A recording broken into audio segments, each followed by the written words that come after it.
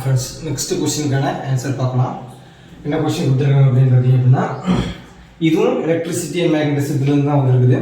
பாருங்கள், the force of repulsion between two like charges is 3.5 Newton.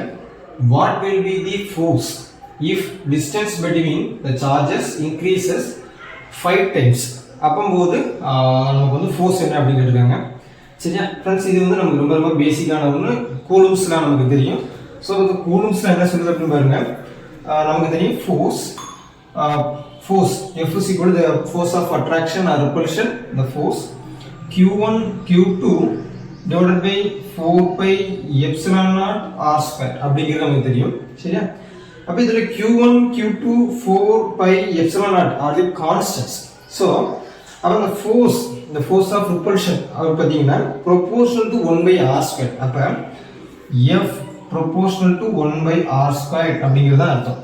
சரியா, அப்போ நமக்கு கிவன் வந்து என்ன கொடுத்தாங்க அப்படின்னா சிம்பிளா, அதாவது இனிஷியலா ஒரு இந்த r இருக்கும்போது வந்து பார்த்தீங்கன்னா F1 வச்சுக்கோங்க. அப்போ F1 R1 வச்சுக்கோங்க.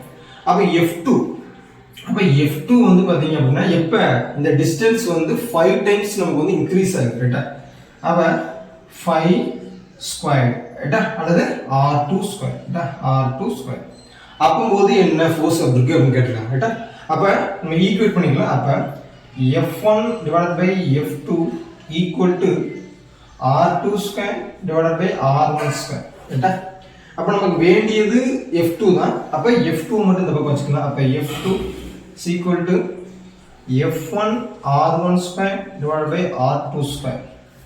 அப்போ இந்த F1 ஓட வேல்யூ வந்து நமக்கு தெரியும் 3.5.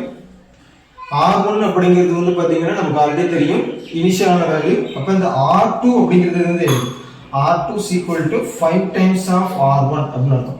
அப்போ R1 square divided by 5 square R1 square. அப்போ R1 square R1 square cancel பண்ணிடலாம். அப்போ 5 35 இல்லை 25. அப்போ 3.5 divided by 25. இப்போ இதை நம்ம சிம்பிளிஃபை பண்ணணும். அப்போ என்ன ஆல்ரெடி 35 divided by 250.